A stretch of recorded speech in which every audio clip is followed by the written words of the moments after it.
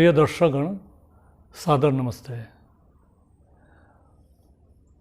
अब हम गीता चालीसा के 19वें श्लोक पर चर्चा करेंगे। 18वें श्लोक में ये बताया था कि जैसे धुएं से अग्नि ढकी रहती है, मल से दर्पण ढका रहता है और जेर से गर्भ ढका रहता है, उसी प्रकार से अज्ञान से ज्ञान ढका रहता है। इस श्लोक में उसी बात को विस्तार दिया गया है, समझाया गया है। आवृतम जानम एतेन,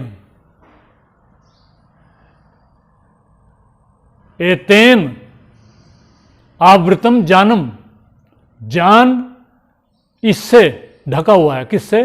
जानिनो नित्य वैरिणा, जान का नित्य वैरी।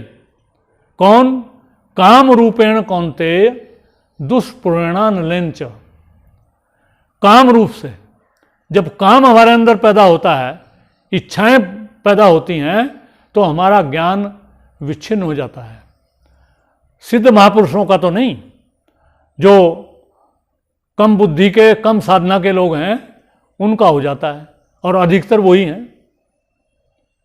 आवृतम जानम एतेन जानिनो नित्य वैरिणा काम रूपेण कौन्ते दुष्पूर्णा नलेन च। काम रूपी जो शत्रु है, उससे ये ज्ञान ढक जाता है और हम सही का और गलत का निर्णय नहीं कर पाते।